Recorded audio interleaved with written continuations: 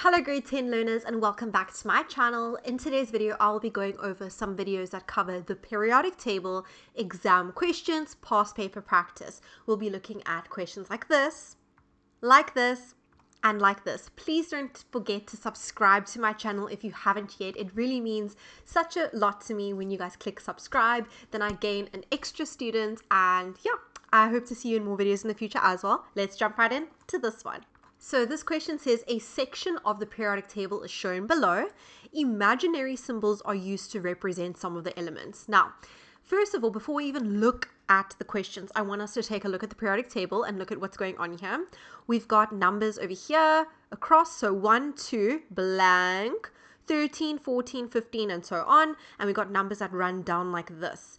Let's take a look at what the real periodic table looks like, which you will be receiving in your test. It looks like this, and as you know, the periodic table is divided into what we call groups. So this is group 1, that's group 2, and so on, and then period. So this is period 1, period 2, period 3, and so on. Now, if you take a look at the top of the periodic table, you see it says 1, 2, 3, 4, all the way to 18. Does that not look familiar based on the question that we were given? Let's take a look at the question again. At the top, you can see we have 1, 2, and then it skips a whole bunch, and then it carries on with 13, 14. Going back to the periodic table, 1, 2, skips a whole bunch, 13, 14, and so on. The bunch that is skipped on in this question, so this over here, from here to here, those are called the transition elements or the transition metals. Cool, so we figured out that obviously this corresponds to the group numbers. So group 1, group 2, and so on. And this refers to the periods, period 1, period 2, and so on. Now, let's jump right into the questions. Now that we have a little bit more information, maybe that's helpful, maybe it's not. Write down the imaginary symbol as shown above of the element that is 4.1.1, a halogen. Now, you need to know on the normal periodic table, this group over here, these are called the noble gases. The group right at the end, group 18. The group right next to it, these over here, those are called the halogens. So where would that be corresponding to in my question? I hope that you can see that this would be the noble gases, group 18. So therefore, group 17, that would be the halogens. So J would be a halogen. Write down the imaginary symbol of the element that will form a cation with a charge of +2. Now you need to know that cations are positive ions. How I remember it, cats, positive, cation, positive. If it forms a charge of +2, it means that it is in the second group. So these metals over here will form a cation with a charge of +1. All of these. These ones in the second group will form a cation with a charge of +2. It means that they are willing to lose 2 electrons to reach noble gas configuration. So +2 would be E. Has the largest atomic radius. Now you need to know the following about atomic radius. So atomic radius, radius of an atom, distance from the nucleus to the border of the outer orbital, the atomic radius. Okay, so that's the atomic radius, and this is the trends that you need to know with respect to the atomic radius. So an atomic radius increases down a group. So what I mean by down a group, let's take a look at the periodic table. As we go down, so as we go from the top down to the bottom, so as we go down, the atomic radius gets bigger. Why does this happen?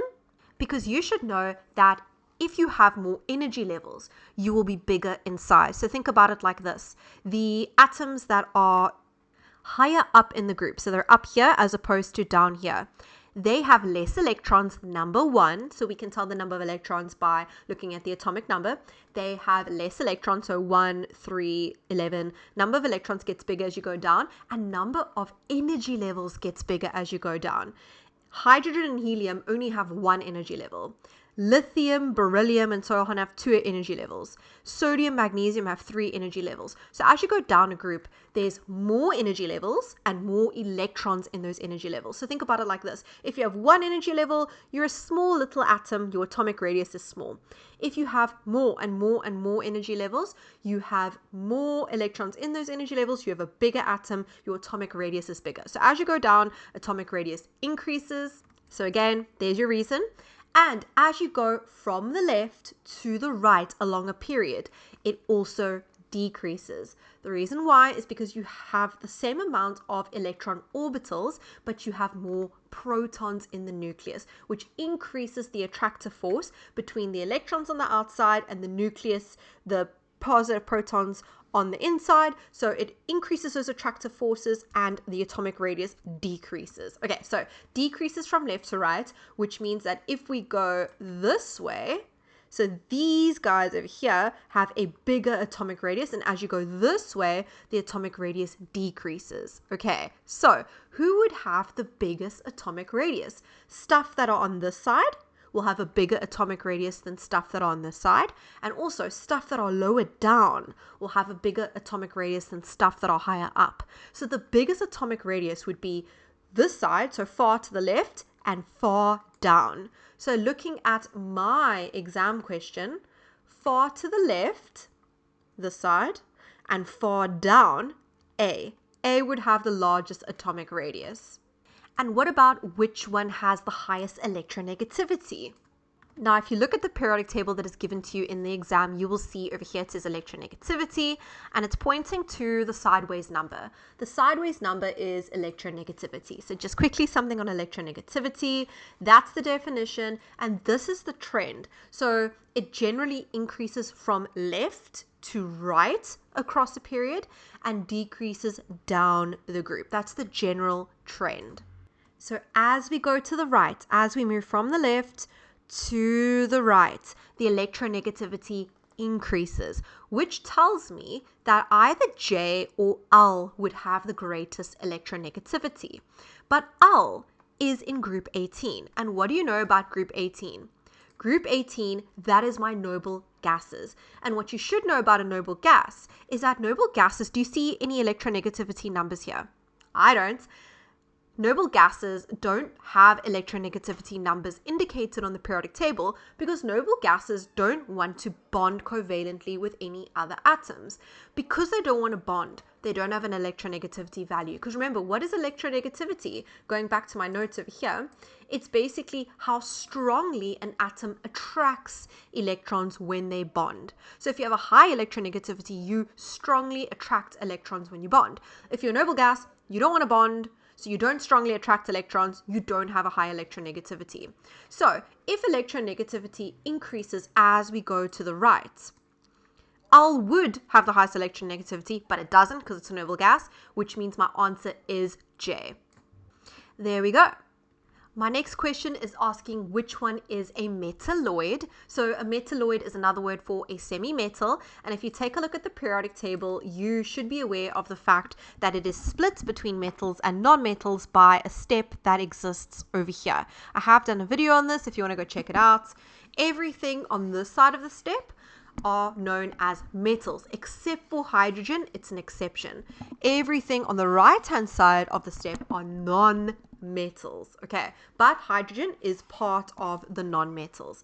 Then you get metalloids. They occur on either side of the step, and they are basically semi-metals. They have some properties of metals, some properties of non-metals. Here's the list of metalloids over here, and if you take a look at the periodic table, this is more or less where you can find them. So now what we need to do is relate this periodic table, which is given to you in your exam, to the one that we have in our question, which looks like this. So group 13 on the periodic table starts with boron, and then it goes to aluminium, and then it goes to Ga. So that means that this one would be boron, and this would be boron, this would be aluminium, and so on. That means that H over here, which is clearly in group 14, in the third period, lines up with their group 14 in the third period, GE, which is a metalloid. So that is my answer. So going back to our periodic table, our answer is going to be H. 4.1.6, which one is a noble gas? That's easy. We spoke about that earlier. It is Al. Then which one will form a diatomic molecule? Now, what's nice about diatomic molecules, I have a rhyme that I have shared in my video before, but it is have no fear of ice cold beer. These are all the diatomic molecules or elements. Hydrogen, which would be over here, so it's not that. Nitrogen, fluorine, oxygen, iodine, chlorine, and bromine. These are all diatomic elements. The ones that I've circled in green, those are diatomic elements, diatomic molecules. They are also halogens, which means they're found next to the noble gases in this group over here. Let's check out what J is on the actual periodic table. So the first one in group 17. So the first one in group 17 is fluorine. And yes, we actually just said that fluorine is one of my diatomic molecules, which means I can answer J. J is an acceptable answer. But if we look at what's next to J on the actual periodic table, what's next to fluorine? J is fluorine. What is next to fluorine on the actual periodic table? Here's fluorine. Next to fluorine is oxygen. So G is oxygen, and oxygen is also a diatomic molecule. So you can say J or G. Either one of those answers is acceptable. My next question is asking which one has 3 valence electrons. Now, this is something that I've mentioned before in the periodic table videos, the atom videos, and especially the bonding videos. Valence electrons, number of valence electrons based on the normal periodic table, can be determined by the number of the Roman group numeral. So Roman group numerals are these things in brackets. That's 1. So everything in this group has 1 valence electron. That's 2. So everything in this group over here has 2 valence electrons. Skip the middle. Everything in this group here has 3 valence electrons. So basically anything with the Roman group numeral 3 or in group 13 has 3 valence electrons. So looking at our question over here, what was given to us in group 13 here, that would have the Roman group numeral 3. So on the actual periodic table, you'll see a little 3 above it, which means that D has 3 valence electrons. 4.2 is speaking about ionization energy. It says the first ionization energy of element A is 400 kilojoules per mole. They want us to define the term first ionization energy. Definitions are very, very important. You have to study it off by heart. So this one is the energy needed per mole to remove the first electron from an atom in the gaseous phase. There's Afrikaans version if you want it. And just take note how the marking guidelines say, and this is how we mark it. I'm a teacher, I know this. If any of the underlined keywords are left out, if they're omitted, we minus a mark. So you have to say energy needed per mole. Even if you don't know what a mole is, you have to say per mole. You have to say to remove the first electron because it's first ionization energy. You have to say in the gaseous phase. You have to say these things. So remember, ionization energy, like it says, is the energy needed to remove an electron. So it is a measure of how tightly the electrons are held by an atom. If electrons are held very, very tightly, so the atom is holding on to the electrons, it doesn't want to let go, it's going to be difficult to get rid of those electrons. The ionization energy is going to be high. It's going to need a lot of energy to remove the electrons. But just keep in mind that it's all about removing electrons. Knowing that will help us do 4.2.2, which says the first ionization energy of element A can be represented by the incomplete equation. A in its gaseous phase, remember it must be in its gaseous phase, so it must be a gas, which is what the G means, plus 400 kilojoules per mole, because we need to take in that energy in order to remove the electron. So we want to copy the equation into the answer book and complete it. So we need to think what happens after we remove an electron from A. So we got A, we start with A, we add the ionization energy. Energy has to be added in order to remove the electron. After we remove the electron, so the arrow is representing the after situation. After we remove the electron, now think about this. If I take an electron away, electrons are negative. If I take something negative away from you, you become positive. How many electrons have we taken away? 1 electron. So we're taking away 1 electron from A. That will leave A positive. And this is why A will therefore end up having a positive charge. A has lost an electron, it becomes A plus, and then plus the little electron that was lost. There we go. So A loses its electron. It was neutral because it lost the electron. It became A plus, and then plus, this is the little electron that was lost. A plus will still be here in its gaseous form like that, plus your electron. You'll get 1 mark for that and 1 mark for that. 4.3 says atoms of element J release the most energy when gaining electrons to form negative ions. So remember in the previous one we said if you lose an electron, you become positive. In this one, if you gain an electron, you become negative. So what this is called is actually called electron affinity. If you have an affinity for something, it means you want it, you're attracting it. Electron affinity. So when you gain electrons, you lose energy. It's called electron affinity. You can just learn it. It's like a definition. Write down the formula of the compound formed when D combines with G. Now, what we need to do in order to answer this question is go to the thing that they gave us, which is over here. Over here, we need to look where D is. D is over here. Right there, and we need to look where G is over here. Now when we're writing formulas of compounds, we're basically doing naming. I have videos on naming if you want to go check this out, but what we do is we need to look at the charges involved. So remember earlier on we spoke about this group forming a charge of +1, this group forming a charge of +2. We skip the middle. This group is +3, this group is ±4, -3, -2, -1, and the noble gases are 0. It works exactly the same on the normal periodic table. When you get your periodic table in exams, I actually want you to fill it out like this. This group is +1, +2, skip the middle, +3, +-4, -3, -2, -1, and 0. What this means is these are the charges, these are the valencies. So how this works is as follows. D's charge is +3. So I'm going to go like this. D has a charge of +3. Write the element over there, which is represented by D. Write its charge underneath it, which is +3. Then we do the same for G. G, over there, has a charge of -2.